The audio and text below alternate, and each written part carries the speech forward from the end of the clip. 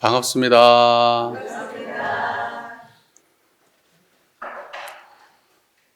비가 오고 나니까 엄청 깨끗해진 것 같아요. 네. 송화가루가 상당히 많이 날리고 했었는데 많이 좋아진 것 같습니다. 교도님들 건강 좋으세요? 아프신 분 없으시죠? 네. 오늘은 저희가 그 일원상에 대하여 정산 종사님의 법문 일원상에 대하여 법문의 마지막 날입니다. 7통론을 공부할 날인데요. 우리 교도님들께서 그동안 어떠셨는지 모르겠어요. 예, 괜찮았어요? 네, 오늘 마지막 날이니까 총정리한다고 생각하고 좀 공부 이어가도록 하겠습니다. 먼저 본문을 함께 봉독할게요. 네, 7통론. 이상 각 절의 대지를 총괄적으로 말한다면 또한 타력과 자력 두 가지로 나누어지나니 신앙과 숭배는 이론상을 상대로 한 타력이요 체득과 이용은 이론상을 상대로 한 자력이니 이론의 공부가 자력인 중에도 타력이 포함되고 타력인 중에도 자력이 포함되어 자타력 병진법으로 이 무궁한 사리를 원만히 이행하는 바 신앙을 하면 신앙에 대한 시료가 나타나고 숭배를 하면 숭배에 대한 시료가 나타나고 체득을 하면 체득에 대한 시료가 나타나고 이용을 하면 이용에 대한 시료가 나타나서 능히 복리를 수용하고 불과를 증득하나니 이것이 곧 무상대도이며 실천 실학이 되는 것입니다.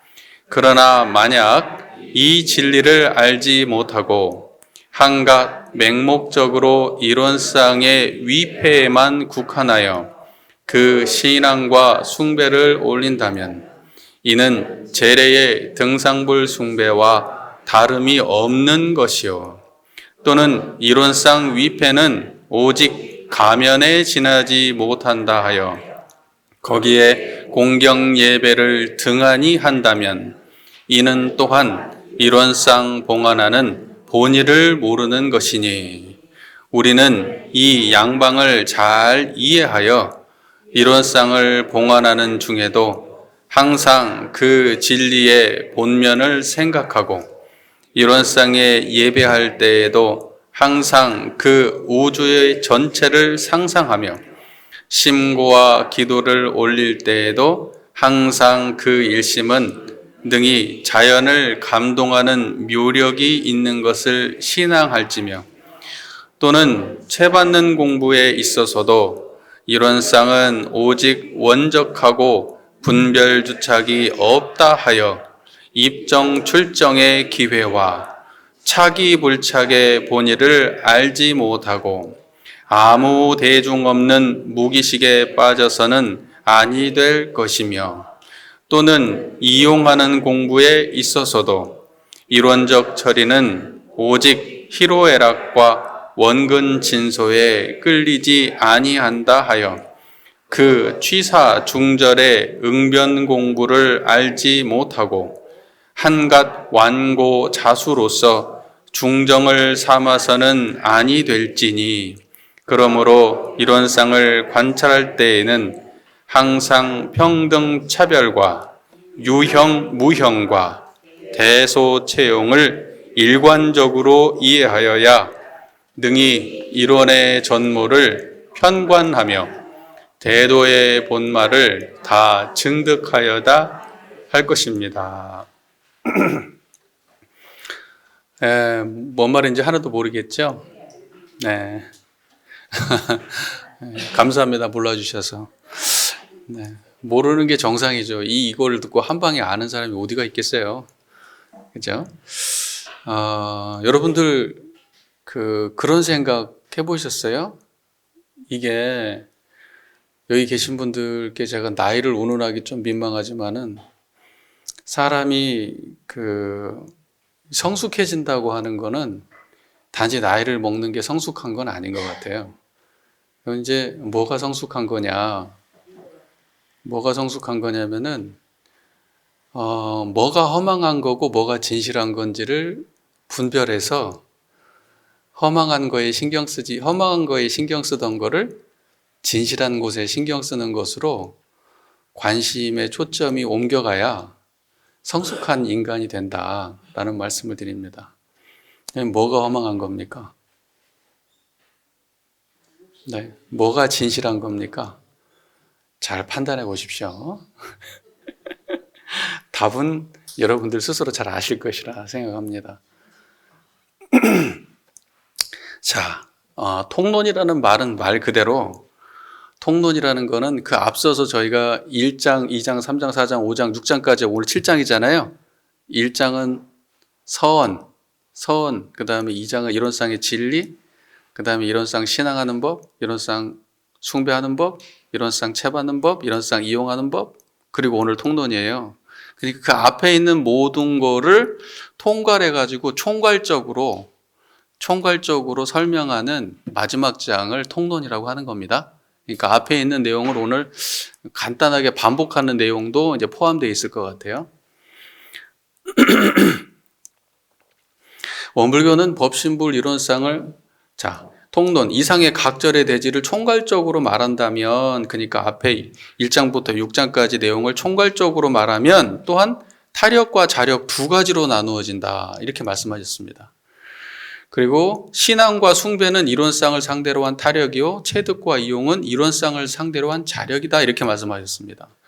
자, 이 말이 무슨 말이냐면 앞에서 공부했던 이론상을 신앙하는 법, 이론상을 숭배하는 법, 이것은 이론상을 상대로 한 타력에 대한 이야기고, 이론상 채받는 법, 이론상 이용하는 법, 이거는 이론상을 상대로 한 자력이다, 이 말이에요. 이 말 이해되시죠? 네, 예. 원불교는 법신불 이론상을 신앙의 대상과 수행의 표본으로 모신 종교입니다. 이건 뭐 모르시는 분 안 계시죠? 그러니까 원불교는 이론상 빼면 아무것도 없어요. 이론상이 시작부터 끝까지 다예요. 그러니까 불교는 부처님 빼면 없어요. 기독교는 하나님 빼면 없고, 원불교는 이론상 빼면 없는 거예요. 그러니까 이론상을 신앙의 대상과 수행의 표본으로 모신 종교가 원불교입니다. 그렇죠? 그래서 이론상을 신앙의 대상으로 모시는 것을 이론상을 상대로 한 타력이라고 하고, 이론상을 수행의 표본으로 모시는 것을 이론상을 상대로 한 자력이다, 그렇게 말하는 거예요. 이론상을 신앙의 대상으로 보시면 타력, 이론상을 타력으로 보는 거고, 이론상을 신앙의 대상으로 보시면 이론상을 자력으로 보는 거예요. 그러니까 타력으로 보는 대상과 자력으로 보는 대상이 같아요, 달라요? 같죠. 신앙의 대상과 수행의 표본이 같아요, 달라요? 같죠. 네, 이거를 헷갈리시는 분은 안 계시죠? 네. 이 원불교 신앙의 대상에 대해서 근데 이제 분명하게 알지 못하시는 분들은 이게 말로는 이론상을 신앙의 대상이자 수행의 표본이다,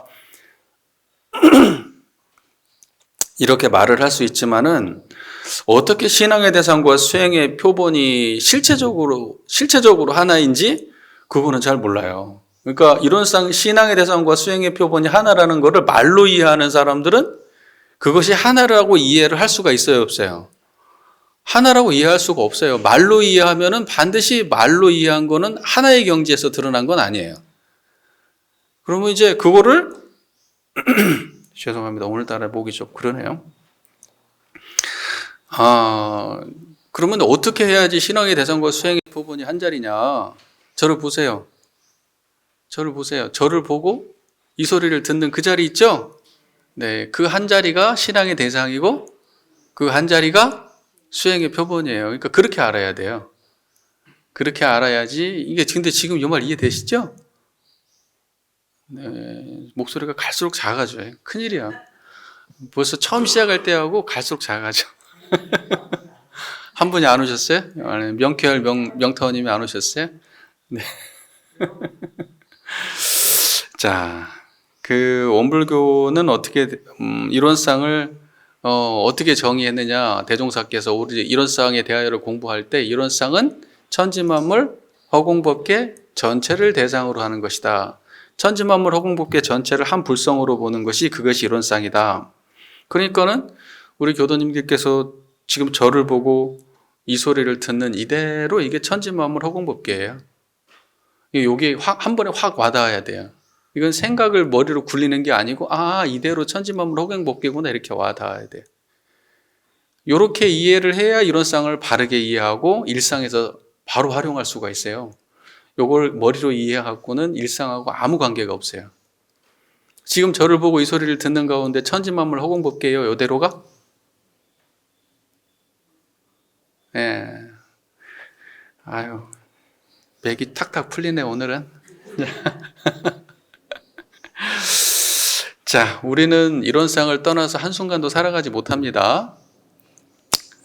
원불교는 천지만물 허공법계 전체를 이론상으로 모신 종교, 그 천지만물 허공법계 전체를 대상으로 신앙의 대상과 수행의 표본이라고 모시는 종교, 그게 이론상이다. 세상에 수많은 종교가 있죠? 세상에 수많은 종교가 있고 각자의 종교에서 신앙의 대상을 이야기하고 또 세상에 수많은 수행이 존재하는데 그 수많은 수행 중에서도 각자가 이야기하는 수행의 결론이 있을 거예요. 수행의 경지가. 그런데 신앙에 각자가 가지고 있는 수많은 종교, 수많은 믿음 체계에서 말하는 그 모든 신앙의 대상도 천지만물 허공법계 밖으로 벗어난 일이 없고요. 그 다음에 수많은 수행을 이야기하고 수많은 수행의 경지를 말한다고 해도 천지만물 허공법계 밖으로 벗어난 수행은 없는 거예요. 그러니까 그 중에 어느 한쪽을 택해가지고 이것만이 전부야라고 말하면 그걸 보고 편협한 신앙, 편협한 수행이라고 말하는 거고, 천지만물 허공법계 전체를 대상으로 한 신앙, 전체를 대상으로 한 수행이어야만 그것이 원만한 신앙이고 원만한 수행이다 그래요. 그러니까 원불교 교도님들은 정법을 만난 거예요.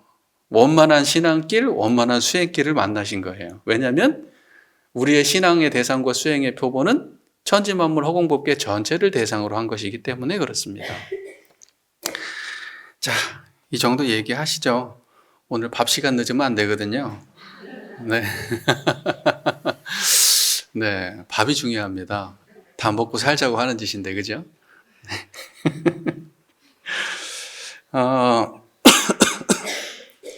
청정한 이 자리를 신앙의 대상으로 모신다라는 것이 타력으로 모신다. 청정한 이 자리를 그러니까 신앙의 대상과 숭배의 대상으로 삼는 거잖아요. 이론상을. 그럼 이걸 타력으로 모신다 이러잖아요. 이론상을 타력으로 모시면 어떤 일이 있어요? 수많은 경계 중에서 의지처가 생기는 것이죠.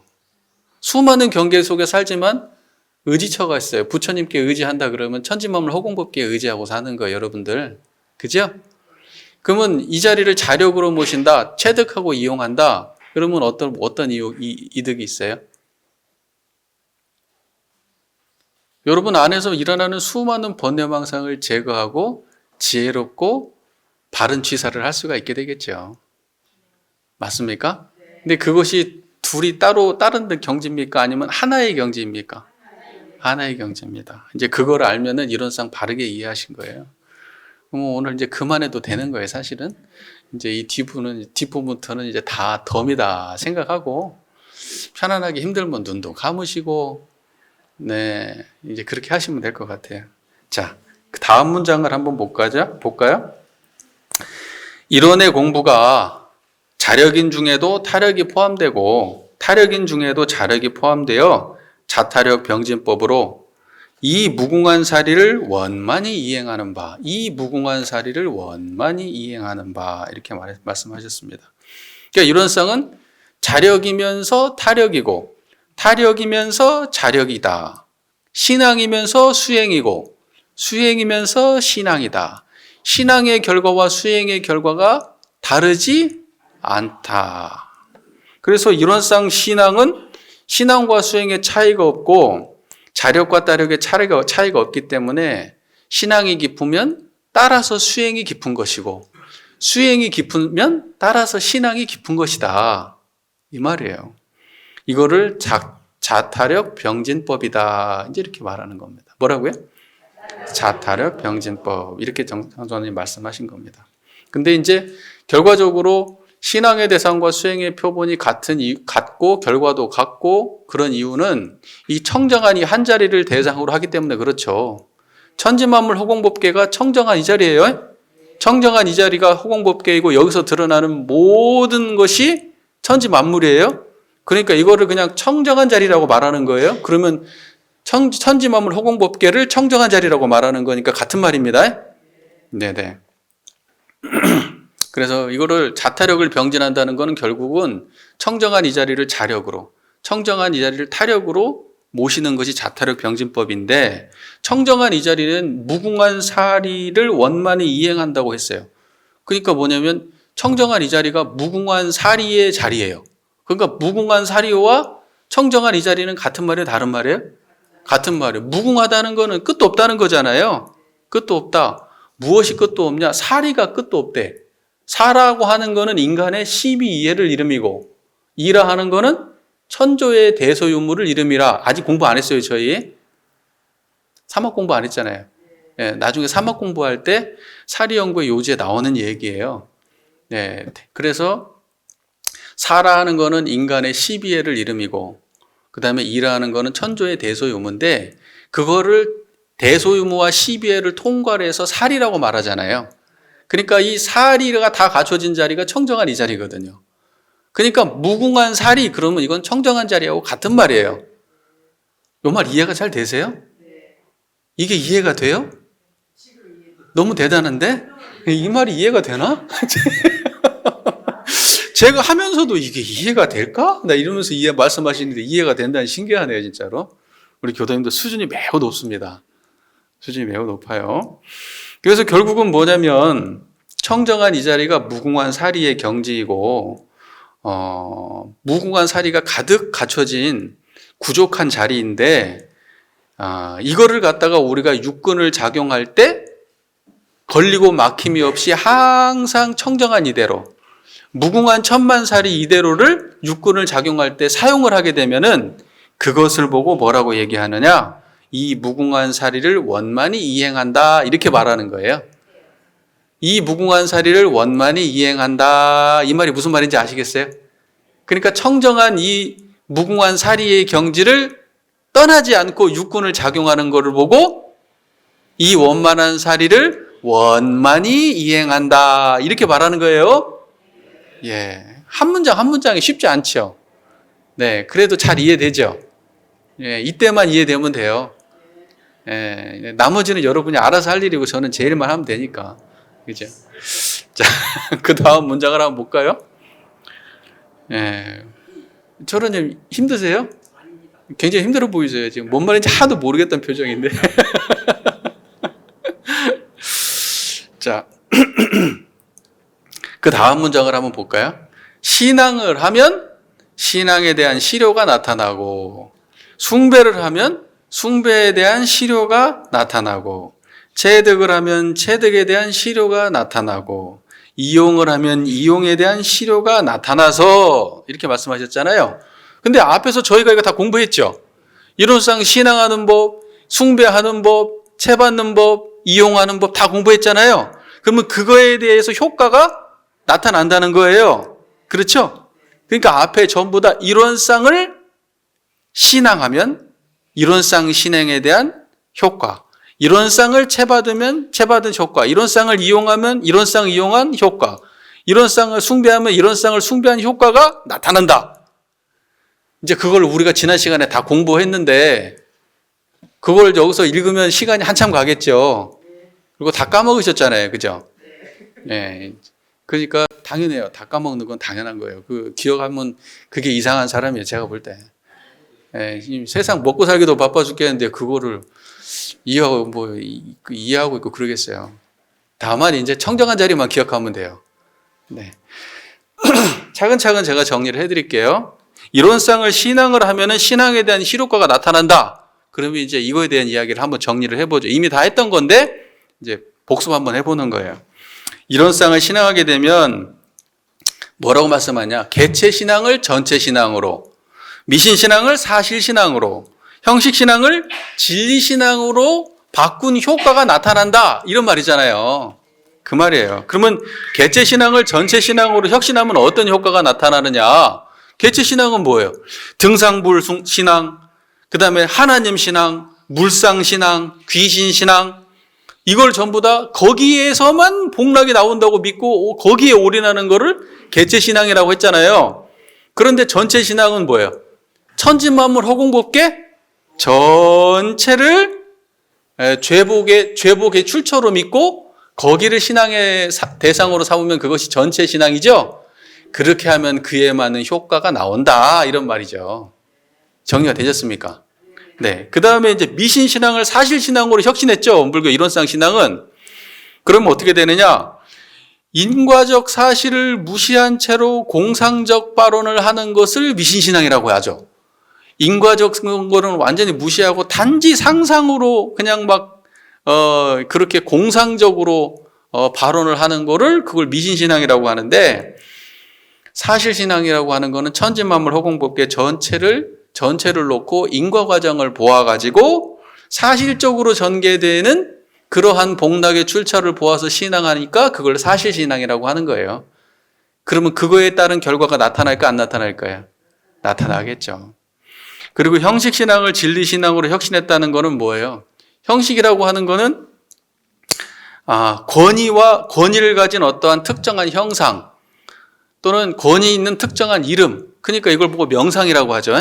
이름과 형상, 이거에 끌려가지고 그렇게 그러한 이름을 듣거나 그러한 형상 앞에 가면 확 쫄아가지고 신앙심이 나고, 우리가 일상으로 나와버리면 신앙심이 안 난단 말이에요.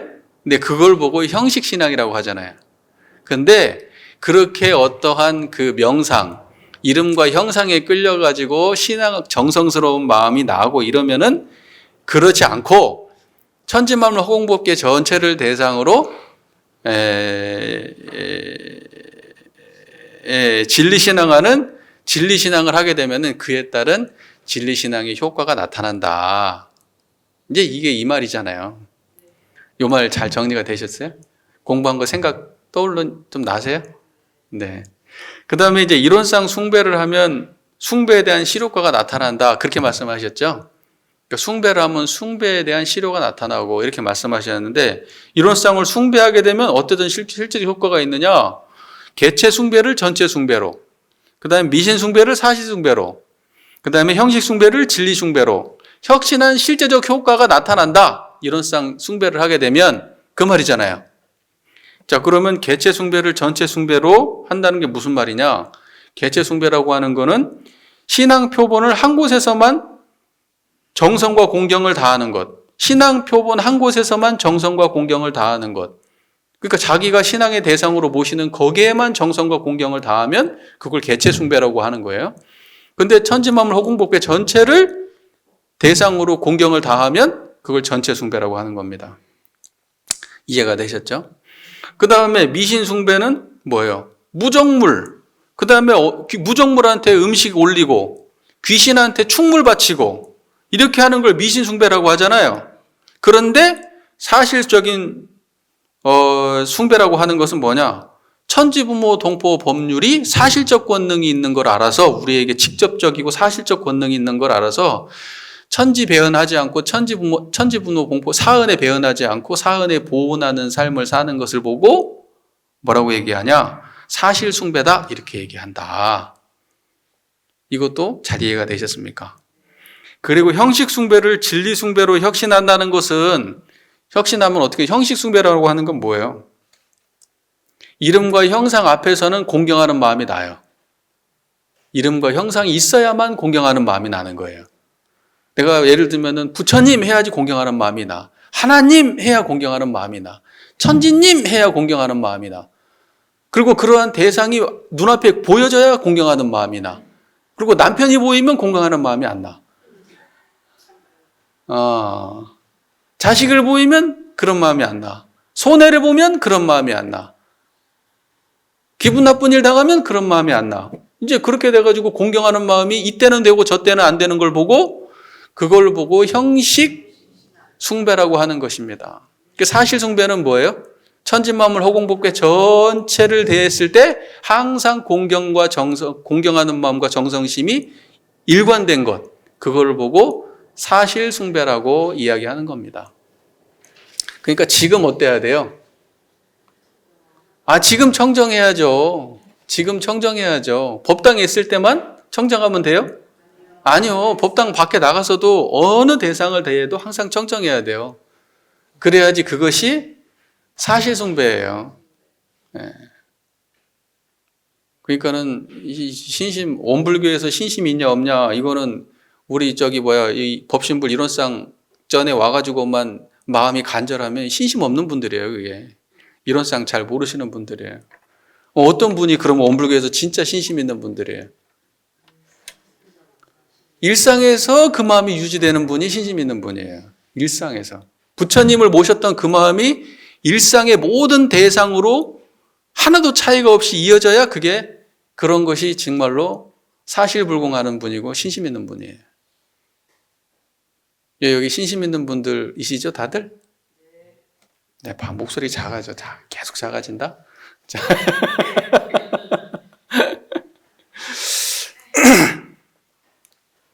그 다음에 이제 뭐라고 말씀하셨냐. 이론상 숭배를, 이론상 숭배는 했고, 그죠? 이론상 체득, 그죠? 이론상을 체득하면 이론상을 체득한 실효과가 나타난다. 그렇게 말씀하셨죠? 그러니까 이론상 체받는 법 공부했잖아요. 이론상을 체받는다는 거는 자기 성품을 회광반조하는 것이다고 말씀하셨죠. 시작할 때 그렇게 말씀해요. 내 성품을 회광반조하는 거. 성품을 회광반조한다는 게 무슨 말이에요? 청정한 거예요, 그냥. 청정한 거예요. 청정한 마음을 자기 스스로 자각하는 거를 회광반조한다고 하는 거예요. 그 마음을. 그래서 우리가 일상을 살아가면 육근을 쓰고 살아가잖아요. 안, 이, 비, 설, 신, 의. 이 육근을 한순간도 빠짐없이 쓴다는 거는 육근을 가지고 육경을 대한다는 거 아니에요. 색성향 미촉법, 육근, 안이비설신의 육근을 가지고 육근의 대상이 되는 색성향 미촉법, 그 대상을 대할 때 뭐가 일어나요? 공부 안 하는 사람은 망상이 일어나요. 망상이 일어나요. 그런데 공부하고 체득한 사람은, 회광반조하는 사람은 그때 망상이 일어나요, 안 일어나요? 망상이 안 일어나고 청정해요. 그렇게 하는 걸 보고 이론상을 체득한다 얘기하는 거예요. 그렇게 되면 어떤 효과가 일어나느냐? 문구를 그대로 제가 읽어드릴게요. 필경, 반드시 낯이 없는 지경에 이르러 낱낱으로 나눠지지 않는 청정한 자리가 드러난다는 뜻이죠. 낯이 없는 지경에 이르러서 진망이 구공하고 무라가 동일하여 능히 생사를 초월하고 무위에 안주할지니 이런 자는 곧 이론상에 회복되어 열애의 법신을 여실히 획득하였다고 할 것입니다. 이것이 이론상을 체득한 실제예요. 그러니까 다시 말해서 이론상을 체득하게 되면은 무엇을 초월하게 되냐, 어떠한 상이 없어지느냐. 여기 보면 무위, 이 말은 무위한다는 것은 상 없는 것이라고 정산종사께서 써놓으셨죠. 여기다가 상이 없다. 어떤 상이 없어요? 진망의 상이 없어요. 그러니까 뭐가 진짜고 뭐가 거짓이다, 망령된 거고 뭐가 참된 것이다, 이런 분별이 없어. 그 다음에 무라, 나와 대상에 대해서 구분이 없어요. 차별이 없어요. 예. 그리고 생사도 초월을 해요. 이것을 이론상을 체받는다고 하는 거예요. 그 결과가 나와. 뭔 말인지 아시겠죠? 이론상을 체받으면 그러한 결과가 나와요. 그러니까 여러분 생로병사 해탈하고 싶으세요? 그럼 이론상을 체받으세요. 그거 말고 다른 길이 없어요. 네. 자, 그러면 이제 그 다음에 이론상을 이용하면 이용에 대한 실효과가 나타난다, 이렇게 말씀하셨어요. 이론상을 이용하면 이론상 이용에 대한 실효과가 나타난다. 자, 이론상을 이용한다는 거를 이론적 실행, 이렇게 말씀하셨죠? 이론상 이용과 이론적 실행은 같은 말이죠? 이론적 실행 해보세요. 이론적 실행. 근데 이런 말들이 굉장히 원불교적인 말이에요. 이런 말들은 어디에도 없어요. 원불교밖에 없는 말이에요. 자, 이론적 실행을 하는 걸 이론상 이용한다, 이제 이렇게 말하는 겁니다. 다시 말해서 원문 그대로 말씀드리면 희로애락에도 끌리지 말고 의지하지도 말고 과하게도 말고 불급하게도 말아서 천만사를 오직 공변되고 오직 바르고 오직 가운데하고 오직 떳떳하게 처리하는 것을 이론상을 이용한다고 하는 것입니다. 이렇게 말씀하셨어요. 공부해 놓으니까 이런 얘기 하면 탁탁 알아들으시죠? 예. 자, 그러면서 또 뭐라고 말씀하셨냐? 희로애락에 끌리지 않는다는 거는 희로애락이 없다는 거예요? 희로애락일 때 청정하다는 거예요. 그 다음에 어떠한 일을 할 때 과불급이 없다는 거는 판단을 않고 행동을 안 한다는 거예요? 아니요, 청정하다는 거예요. 예. 천만사를 공변되고 바르게 처리하고 가운데 한다는 말은 무슨 말이에요? 천만사가 드러났을 때 항상 청정하다는 뜻이에요. 그 마음을 안 떠난다는 거예요. 그러니까 청정한 자리 모르면 이론상 모르는 거고 원불교 모르는 거예요, 이게. 정신 바짝 차리세요. 그냥 오늘 이론상 그냥 해결하세요. 네. 자, 그러면서 이제 뭐라고 이제 예를 하나 드시면서 상시응용 주의상 예를 드시죠. 일을 당하기 전에 미리 어떻게 하라고요? 이 대도에 어긋나지 않기를 연마하고, 그죠? 일을 당하면은 이 대도에 어긋나지 않도록 취사하고, 그 다음에 일을 당한 이후에는 이 대도에 어긋나지 않았는가를 반조하는 거예요. 그럼 이 대도는 뭐예요? 이 대도는 청정한 이론상짜리죠. 뭐겠어요? 거기에서 어긋나지 않게 하는 거예요. 그걸 보고 이론적 실행, 이론상을 이용한다. 이제 이렇게 말하는 거예요. 이걸 갖다가 주밀하게 끊임없이 하게 되면 어떤 결과가 나오느냐? 이렇게 말씀하십니다. 자연 중 모든 일이 점점 골라맞아. 무엇에 골라맞아? 이론상의 경지와 하나로 골라맞아요. 모든 육군 동작이 이론상을 떠나지 않아. 이걸 골라맞는다 그래요. 골라맞아서 사사처처에 항상 이론을 떠나지 아니하고 모든 일을 행하나 어떤 곳에 처하나 이론을 떠나지 아니하고 필경 만선이 겸비하는 성공을 성취할 것입니다. 이것이 이론상을 이용한 실제 효과예요. 만선을 겸비하게 돼요. 네. 어때요? 정리가 잘 됐어요? 우리가 그동안에 공부했던 내용 전체적으로 간단하게 정리가 됐어요? 그거 싹 다 정리하면은 뭐예요? 청정한 자리예요. 간단해요. 네. 청정한 거예요. 청정한 마음으로 사는 거예요. 그게 이론상을 신앙하고 숭배하는 거고 이용하고 채받는 거예요. 자, 그러면서 이제 그 다음 문장 이렇게 돼 있어요. 능히 복리를 수용하고, 이제 이렇게 하면 이걸 지금 이용한 결과, 체득한 결과, 신앙한 결과, 숭배한 결과 이렇게 하면 어떻게 되느냐? 능히 복리를 수용하고 불과를 증득하나니 이것이 곧 무상대도며 실천 실학이 되는 것입니다. 이렇게 말씀하셨어요. 복리를 수용하고 불과를 증득한다? 이 말이 뭔 말이에요? 복리? 복과? 뭔가 이로운 거지. 이로울 있자니까 복과 이로움. 또는 이걸 갖다가 복과 복리라고 하는 것이 한자로 안 돼 있으니까 일반적으로는 복과 이로움 이제 이렇게 해석할 수도 있지만 이걸 갖다가 조금 다르게 개성 있게 해석하자면 복과 지혜 이렇게 해석할 수도 있습니다. 근데 여기는 이제 일반적으로 복리 이제 이렇게 한번 보죠. 이치라고 하는 거니까 이라고 하는 건 지혜를 말하는 거잖아요. 그죠? 자, 그러니까 복리라는 말과 행복, 복리라고 하는 거는 행복과 이익이라는 말이죠. 그러니까 이건 복이에요. 복리라는 건 복. 그리고 불과를 증득했다라고 하는 거는 지혜를 얻은 거예요. 성불한 거를 불과를 증득한다고 말해요. 이해가 잘 되세요? 그러니까 불과를 증득했다는 말과 성불은 같은 말이 다른 말이에요? 같은 말이에요. 복리를 수용했다 이 말은 복이 가득 차다 이 말하고 같은 말이에요. 자, 그런데 여러분 부처님에 대해서 뭐라고 말씀하시죠? 양족존 그런 말을 써요. 양족존 들어봤어요? 양족존 두 가지가 다 갖추어져 가지고 부족함이 없다 이런 말이거든요. 양족존? 그러면 이제 뭔 두 가지냐? 하나는 복족족, 하나는 해족족. 복족족, 해족족. 두 가지를 합쳐서 복해, 양족. 이렇게 얘기하는 거예요. 그러니까 복과 해를 다 갖춘 존귀한 부처님 이런 의미에서 양족존. 이렇게 말하는 거예요. 그러니까 부처님은 복과 해를 다 갖춘 분이에요. 양족존. 그러면 아까 이 말은 지금 무슨 말이에요? 그러니까 앞에서 얘기했던 이론상을 진리를 깨달아서 그걸 갖다가 신앙하고 신앙하고 숭배하고 이용하고 체득하면 그러면 복회가 가득한 양족존 부처님의 경지에 든다 이 말이잖아요. 이 정리가 잘 되고 계세요? 네. 그래서 이렇게 이론상을 상대로 한 자력, 이론상을 상대로 한 타력으로 열심히 병진을 하게 되면 복과 해를 다 갖춘 그러한 부처의 경지에 이를 수 있다. 그러므로 이렇게 공부해야 그것이 무상대도이고 실제로 부처가 되는 실천실학이다 이런 말이에요. 그래서 이걸 능히 복리를 수용하고 불가를 증득하나니 이것이 곧 무상대도며 실천실학이 되는 것입니다. 이렇게 말한 거예요. 깔끔해요? 제가 설명 깔끔하게 한 것 같긴 한데 듣기 어떠셨는지 모르겠습니다. 깔끔해요? 예. 자, 그 다음 문장을 한번 볼까요?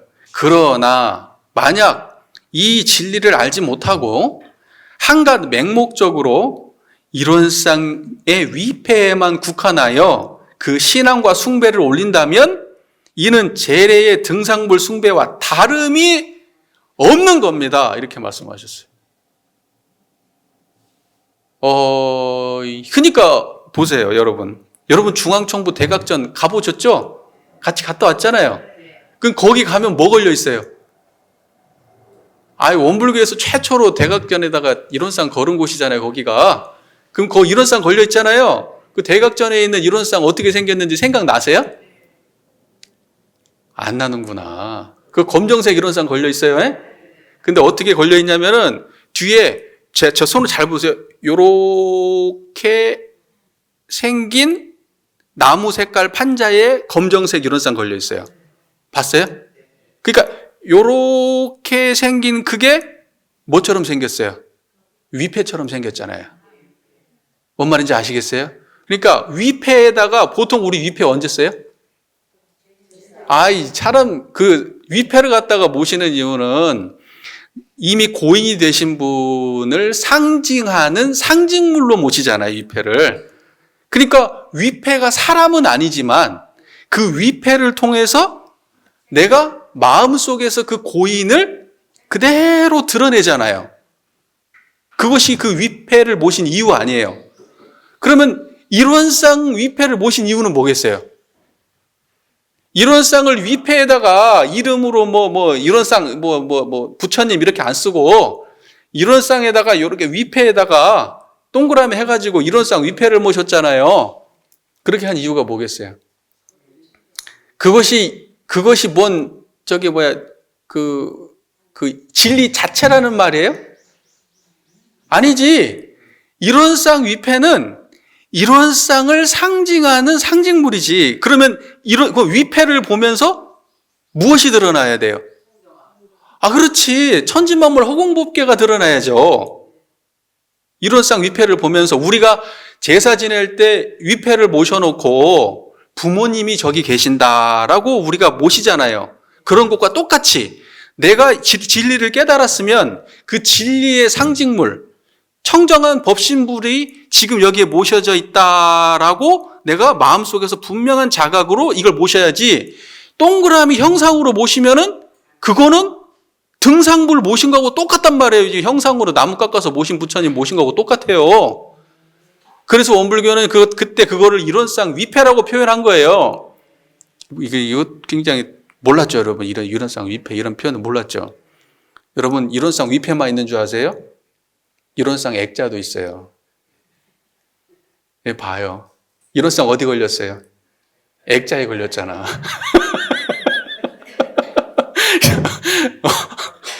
이론상 액자에 걸렸잖아요. 지금 액자예요, 지금.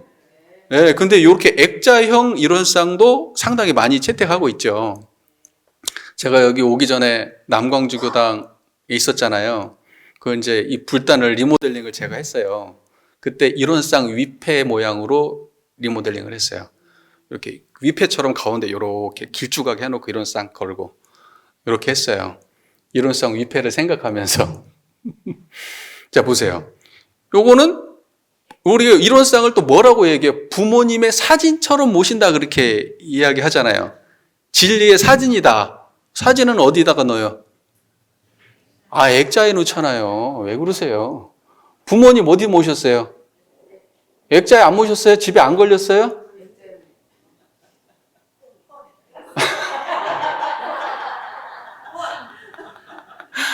지금 지금 이런 쌍 액자 폰에 이렇게 액자에다가 이런 쌍을 모신 것도 같은 개념이에요. 그러한 개념으로 지금 이해하시면 돼요.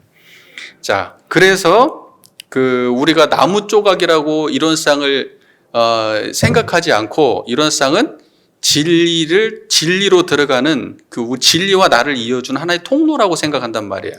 이런 쌍 위패를 모신 것은 우리가 그냥 위패를 모셨을 때 부모님과 나를 이어주는 통로라고 생각하는 것처럼 이런 쌍도 같은 거지. 그냥 그 자체가 어떠한 실제적 위력이 있는 것이라고 생각한다면 그거는 이런 쌍 위패를 모셔놓고 마치 등상불 모신 거하고 똑같이 생각하는 거 똑같아요. 나무로 된 불상이 나한테 어떤 복과 위력을 준다고 생각하는 거하고 똑같은 거란 말이에요. 그러면 원불교 이런 쌍 모신 이유가 하나도 없는 거예요. 그 말 이해가 되십니까? 네. 그러니까 원불교는 이런 쌍의 진리를 공부하지 않고는 원불교에서 이런 쌍을 원불교는 그러니까 제대로 공부를 해야 되는 종교예요. 한마디로 이래서. 그러니까 원불교인은 공부를 해가지고 이런 쌍에 대해서 알아야 돼. 깨달아야 돼. 그렇지 않고는 안 되는 종교예요. 원불교는. 그게 전제가 있어야 돼요. 그냥 앞에다가 형상 모셔놓고 절하고 하는 거는 안 깨달아도 돼. 근데 우리가 이런 쌍을 모신 원불교는 깨달아야 돼. 그게 전제가 돼야 돼. 그러니까 아주 원불교가 진리적이지만 피곤한 종교죠. 공부해야 되니까. 그러니까 매주 법회 보는 거야. 공부시키려고. 근데 그렇게 하니까 여러분들이 남다른 겁니다. 원불교 교도님들이. 그래서 남다른 거예요. 자부심을 가지십시오. 네. 자, 그런데 그 뒤에 또 뭐라고 말씀하시냐. 또는 이런 쌍 위패는 오직 가면에 지나지 않는다 하여 거기에 공경 예배를 등한히 한다면 이는 또한 이런 쌍 봉안하는 본의를 모르는 것이니 이런 쌍 봉안하는 본의를 모르는 거다. 뭔 말인지 이해가 되세요? 우리가 이런 쌍 앞에 딱 가면 여러분 이런 쌍 앞에 딱 대면했을 때 여러분의 마음이 어때야 돼요? 청정해야지. 천지만물 허공국기가 드러나야지. 이런 쌍 앞에.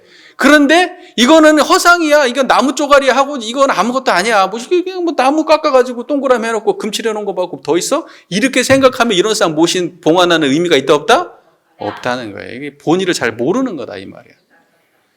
그러니까 이런 쌍 앞에 와서도 청정해야 되고 천지만물 허공국기 앞에 절해야 되고 여기 안에서 드러나야 돼. 그리고 우리가 그 마음으로 일상에 가서도 그렇게 살아야 되는 거예요. 이 두 가지가 함께 드러나야 원불교 이런 쌍에 대해서 바르게 이해하고 있는 거예요. 뭔 말인지 아시겠죠? 그러니까 이런 쌍 앞에 가서 이거 나무 쪼가리 아니야? 이렇게 하면은 안 돼요. 그렇게 하면 안 돼요. 그러면 이제 정산종사님한테 혼나는 거야 지금. 자, 그 다음 문장 이렇게 되어 있어요. 우리는 이 양방을 잘 이해하여, 양방이라는 거는 진리와 이론상 그 양방을 잘 이해해야 된다는 거예요. 그 관계가 둘이 아니라고 이해를 해야 되는 거예요. 그러니까 이론상과 진리의 실상이 따로따로가 아니라 이론상 형상으로서의 이론상과 그 다음에 참 진리로서의 이론상을 하나로 봐야 된다. 지금 그 말이에요. 그 양방을 잘 이해하여야 이론상을 봉안하는 중에도 항상 그 진리의 본면을 생각하고 이론상에 예배할 때에도 항상 그 우주 전체를 상상하며 이렇게 말씀하시는 거예요. 자, 그러면 이제 이 말을 해보죠. 자, 이 말 이해되셨죠? 이 말 이해되셨어요? 그러면 여기에 대해서 조금 더 이제 구체적으로 약간 이 말이 이해가 오해가 될 수 있으니까 조금 정확하게 설명을 해드릴게요. 이론상에 예배할 때에도 항상 그 우주의 전체를 상상한다. 이렇게 했어요. 그럼 그 우주의 전체와 이론상은 같은 말이 다른 말이에요. 이걸 그 우주의 전체라고 이야기하니까 그러면 이거 대기권밖에 없고 또 우주가 또 따로 있나? 무슨 코스모스, 유니버스 뭐 이런 거 생각하는 거예요? 그런 거 아니란 말이에요. 그런 거 아니에요. 이때의 우주 전체라고 하는 말은 천진만물 허공국계 전체의 다른 표현이에요. 이해가 되셨어요? 천지만물 허공국계 전체의 다른 표현으로서 그 우주 전체예요. 이해가 되셨죠? 그 다음에 상상이라는 말을 썼어요. 상상. 여러분, 상상이라고 하는 거는 머릿속으로 생각하는 거잖아요. 어떤 형상을 생각하는 거 아니에요. 그죠? 근데 여기서 지금 말하는 상상이 그런 말일까? 아니지. 그런 말이 아니에요. 이때의 상상이라고 하는 거는 머릿속으로 어떤 잡념을 끓이는 걸 상상이라고 하는 게 아니죠. 보통 이 상상이라고 하는 거를 우리가 일반적으로 해야하면은 생각 상자, 그 다음에 모양을 생각하는 걸 상상이라고 하는 거예요. 모양을 생각하는 거를. 뭔 말인지 이해가 되세요? 휴타원님 오늘 바쁘시네. 자, 모양을 생각하는 걸 상상이라고 하는 거예요. 그런데 그때의 모양이라고 하는 것이 이게 눈에 보여지고 뭐 만져지고 느껴지고 그런 모양이 아니란 말이에요. 어떤 모양이겠어요? 청정한 모양. 이런 상 할 때 뭔 말인지 아시겠죠? 그러니까는 우주 전체를 상상하라. 이 말은 뭐냐면 이런 쌍을 드러내라. 이런 말하고 같은 말이에요.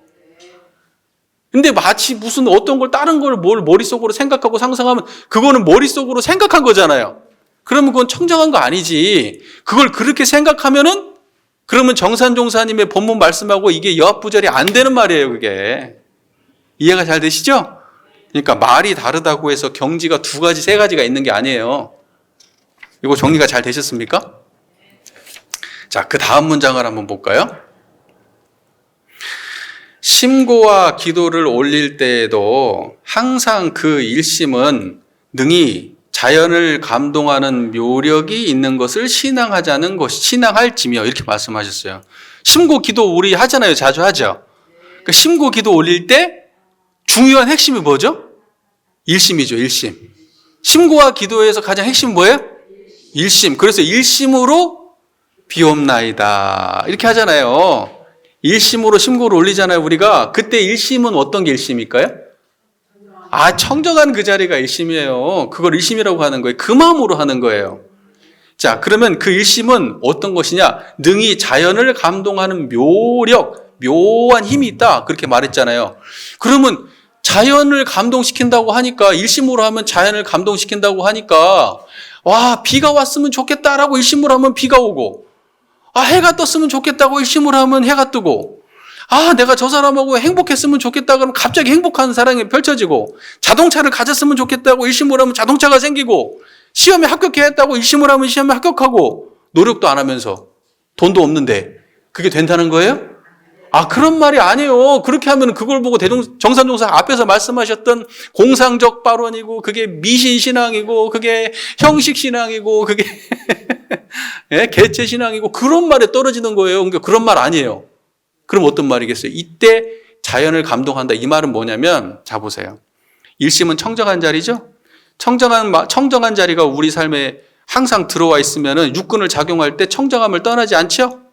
그러면 육근을 작용할 때 청정함을 떠나지 않으면 내가 예전에 보던 대로 볼까요? 내가 예전대로 생각하는 대로 욕심대로 내 버릇대로 습관대로 그렇게 생각하고 그렇게 살까요? 아니지. 그걸 넘어서게 되죠. 이것을 바로 자연을 감동하는 묘력이라고 말하는 거지 다른 의미가 아니에요. 저거 막 자연이 막 바뀌고 그러는 게 아니에요. 여기서 저희가 기도하면 갑자기 저쪽에서 전쟁 멈추고 그러는 거 아니에요. 이해가 잘 되셨습니까? 네. 이것도 잘 이해가 되셨고. 자, 이제 그 다음 문장 볼까요? 또는 채받는 공부에 있어서도, 이제 채받는 공부에 대해서 말씀하세요. 채받는 공부에 있어서도 이런 쌍은 오직 원적하고 분별 주착이 없다 하여. 자, 이런 쌍이라는 거는 원적이 뭐예요? 뚜렷하고 고요하다. 이 말이에요. 뚜렷하고 고요하다. 이걸 원적이라 그래요. 뚜렷하고 고요하여 분별주착이 없다 하여 입정 출정의 기회와 차기불착의 본의를 알지 못하고 아무 대중 없는 무기식에 빠져서는 아니 될 것이며 아니 되옵니다예요. 아니 돼요. 무기식은 혼침한 것. 이건 제가 쓴 거 아니에요. 정산 종사님 써놓으신 거예요. 무기식은 혼침한 걸 무기식이라고 말해. 자, 보세요. 이게 매우 중요한 얘기인데 시간이 없다. 자, 매우 중요한 얘기예요. 매우 중요한 얘기인데 시간이 없어요. 그래도 시간을 넘기진 않겠습니다. 자, 보세요. 30분까지 마칠게요. 자, 보세요. 자, 우리가 공부를 잘못하는 게 뭐냐면요. 입정, 출정 그러면은 사람들이 이거 입정과 출정을 어떻게 생각하냐면 입정은 고요한 상태로 들어가고 출정은 고요한 상태에서 나오는 거라고 생각을 해요. 정이잖아요, 정. 그 뭔가 움직이지 않는 변화가 없는 상태에 들어가는 걸 입정이라고 생각을 해요. 근데 이거는 무기식에 떨어진 거예요. 혼침에 떨어진 거라고. 혼침이라고 하는 거는 분별 없는 몽롱하고 멍한 걸 혼침이라 그래요. 뭔 말인지 아시겠죠? 무기식이라고 하는 건 말 그대로 기록함이 없는 알미예요. 뭔가 우리가 의식 자체가 없는 거는 아닌데 아무런 분별이 없이 멍청한 거예요. 그걸 무기식이라고 그래요. 그러니까 무기식과 혼침은 같은 말인데 입정의 상태가 그런 상태냐? 아니라는 거예요. 입정은 뭐예요? 청정한 거예요. 그걸 입정이라고 하는 거예요. 근데 입정이 분별이 없는 어떠한 생각이 끊어지고 뭔가 아무것도 작용이 없는 어떠한 거라고 생각한다면 그럼 그건 잘못 이해한 거란 말씀이에요. 이게 지금. 이거는 상당히 중요한 말이에요. 왜냐하면 사람들이 공부한다고 이게 성품에 대해서 어설프게 아는 사람들이 많아요. 책을 보고 어설프게 공부한 사람들이 야 이거는 공짜리고 무짜리고 끊어진 자리고 없는 자리고 말로 할 수 없고 이런 말을 해. 이런 사람들은 전부 다 무상을 이 입정의 경지를 무상으로 이해한 사람들이에요. 무상으로 이해한 사람들. 뭔 말인지 아시겠어요? 유상의 경지는 어때요? 청정한 거예요. 그거를 입정이라고 말하는 거예요. 잘 이해되시죠? 오늘 수준 높다. 자. 어차피 뭐 다 아시는 내용이지만. 그 다음에 뭐라고 말했어요? 차기불착이라고 말했어요. 여러분, 착이 뭐예요? 사랑하는 거, 애착. 미워하는 거, 원착. 갖고 싶은 거, 탐착 또는 집착. 이렇게 하잖아요. 그러니까 우리는 그 착으로 살아가시잖아요, 여러분들. 자식에 대한 애착 있죠? 남편에 대한 원착 있죠? 예? 그 대답하면 안 되지. 예? 맛있는 거 먹고 싶죠? 뭐 갖고 싶죠? 어디 가고 싶죠? 전부 다 착이에요, 착. 그러면 그걸 아예 딱 안 하는 것이 착이불착이에요? 그게 아니라고. 그거 아니에요. 착이불착은 청정한 자리를 착이불착이라고 말하는 거예요. 그러한 상황이 사랑하고 미워하고 애정하고 갖고 싶고 하는 그러한 상황이 펼쳐지는데 내 안에서는 어떻다고요? 불착, 착 없는 경지가 드러나는 거예요. 그걸 착이불착이라고 얘기하는 거예요. 그러니까 뭔가 막 끊어지고 없고 이런 거 아니에요? 그러면 그냥 죽어야 돼요. 결론은 그렇게 떨어져요. 자, 이해가 잘 되셨죠? 빨리빨리 넘어가야 돼.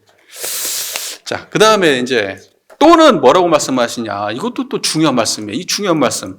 또는 이용하는 공부에 있어서도, 이론상 이용하는 공부에 있어서도 이론적 처리는 오직 희로애락과 원근 진소에 끌리지 아니한다 하여 그 취사 중절의 응변이라는 응에서 변화한다는 거예요. 뭔가 상황이 닥치면 변화하는 거예요.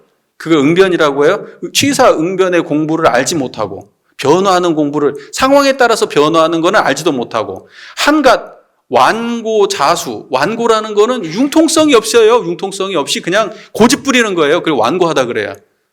그거 완고하다고. 자수라고 하는 거는 자기한테 해가 없고 피해가 없게 하기 위해서 자기를 지키는 거예요. 그러니까 다시 말해서 어떻게 하냐면 말도 조심조심, 행동도 조심조심. 혹시 뭔 일 생길까 봐. 자기를 보호하려고 막 이렇게 하는 걸 자수한다 그래요. 자수.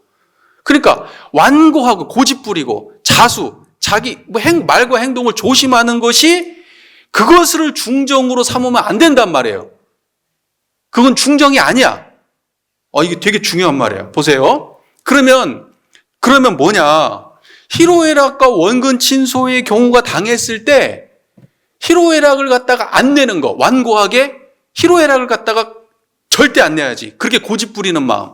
또는 희로애락에 대해서 희로애락에 대해 너무나 이렇게 마음 내는 걸 조심스러워 가지고 막 그 자기를 막 이렇게 지키고 막 무슨 말인지 아시겠어요? 그렇게 하는 것이 중도가 아니란 말이에요.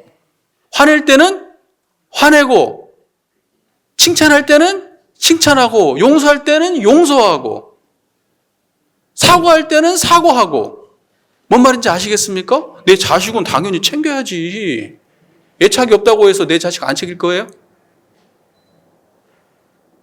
자, 무슨 말인지 아시겠죠?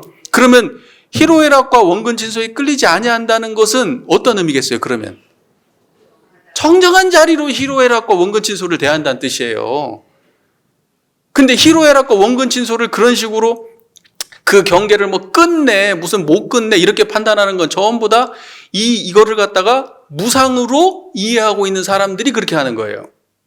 이거 다 성품 이해 잘못한 사람들이, 이런 사람 천지백갈이에요. 천지백갈이. 이거 되게 중요한 얘기니까 잘 들으세요. 대부분의 사람들은 자기가 공짜리네 무짜리네 성품이네 이해한다고 말하지만 다 생각 속에 있어요. 생각 속에. 말을 이해한 것으로 이해했다고 착각을 해요. 그러니까 실제 경계에서는 손을 써볼 수가 없는 거예요. 다 번뇌로 흘러가 버려요. 청정한 자리 못 지켜요. 네, 빨리빨리. 자, 그러므로 이런 쌍을 관찰할 때에는, 이 관찰한다는 게 무슨 말이에요? 이걸 뭘 이렇게 유심히 살펴본다는 거잖아요. 그러니까 눈으로 본다는 게 아니라, 근데 이런 쌍을 자각한다, 공부한다, 이런 의미에서 관찰이에요. 이런 쌍을 공부할 때에는 항상 평등, 차별과 유형, 무형과 대소, 채용을 일관한다는 건 무슨 말? 하나로 이렇게 하나로 딱 꿰뚫어서 정리한다는 거예요. 따로따로가 아니고, 하나로. 그 일관적으로 이해하여야 능히 이론의 전체 모양을 편관이라는 거는 두루두루 다 살펴본다는 것이, 한쪽에 치우쳐서 보는 게 아니라 양면을 다 보는 걸 편관이라고 그래. 두루 편자, 볼관자, 두루두루 다 볼 수 있다는 거예요. 뭔 말인지 아시겠죠? 한쪽에 치우쳐서 보는 게 아니라 두루. 그렇게 편관하여 그렇게 해야지 대도의 본말을 다 증득했다, 이렇게 말한다. 자, 이 말이 무슨 말이냐면, 자, 보세요. 이게 지금 정산종사님이 이 마지막 지금 말씀드린 이런 말씀들이 굉장히 핵심적인 말씀들이니까 잘 보세요. 자, 평등과 차별을 일관적으로 이해해라. 평등과 차별을 일관적으로 이해해라. 여러분, 이런 쌍 소원문에 뭐예요? 개념 딱 두 가지밖에 안 등장해요. 이런 쌍 설명하는 개념. 유상과 무상이죠? 자, 그러면 평등은 유상과 무상 중에 뭐겠어요? 평등은 유상이에요. 그 다음에 차별은? 이 말이에요. 그러니까 평등과 차별은 이런 쌍으로 따지면 유상과 무상, 요 두 가지 경지를 한꺼번에 그렇게 봐야 된다, 이 말이에요. 그래서 평등과 차별을 그걸 일관적으로 이해해야 된다라는 말이에요. 그 다음에 또 뭐라고 말씀하시면 유형과 무형을 일관적으로 이해하라고 되어 있죠. 유형과 무형. 그러면 유형은 뭐겠어요? 유상이겠죠. 유형. 형상이 있다고. 그 무상이지. 유형은 무상이고, 그 다음 무형은 무상이지. 그거를 갖다가 일관적으로 이해해야 돼. 그 다음에 대와 소를 일관적으로 이해해. 대라고 하는 거는 유상. 왜냐하면 대는 우주만유의 본체니까. 소는 형성색색으로 구별된 거니까 소는 무상이겠죠. 그러니까 대와 소를 일관적으로 이해해야 되고, 그 다음에 체와 용을 일관적으로 이해하라는 거는, 체는 바탕이라는 얘기잖아요. 근본. 그럼 뭐예요? 유상. 용이라고 하는 거는 사용한다는 뜻이고, 사용한다는 뜻이잖아요. 그럼 뭐겠어요?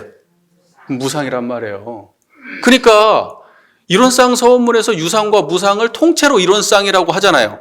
그런 것처럼 정산종사님께서는 이걸 다른 말로 평등과 차별, 그 다음에 유형과 무형, 그 다음에 대와 소, 그 다음에 체와 용, 이거를 갖다가 차별 없이 한꺼번에 일관적으로 이해를 해야 그것이 이런 쌍을 바르게 본 것이다, 전모를 본 것이다, 이렇게 말씀하시는 거예요. 요 말 이해가 되세요? 지금 저 보이시죠? 근데 안 보이시죠? 이게 같이 있어야 돼. 이 소리가 들려요? 근데 안 들리는 자리하고 같이 있어야 돼. 밥 먹어요?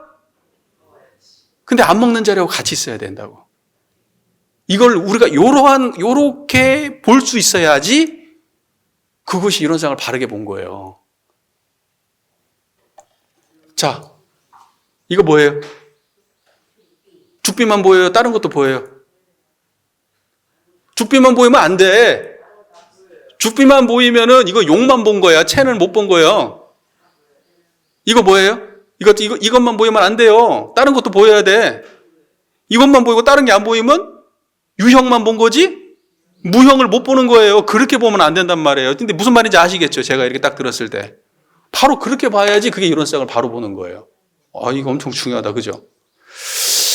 자, 그래서 정산종사는 이렇게 말씀하세요. 이렇게 보는 것이 이론의 전모를 편관하는 것이다. 그러니까 우리는 편관해야 돼. 이론의 전모를 편관해야 돼.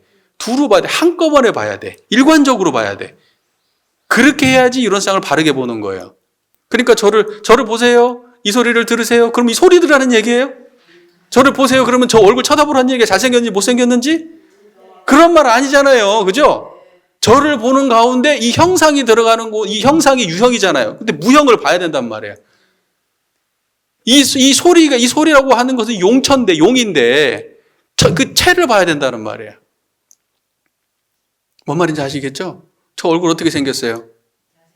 잘생겼어요? 이빠른 소리 하지 마시고. 다 알아.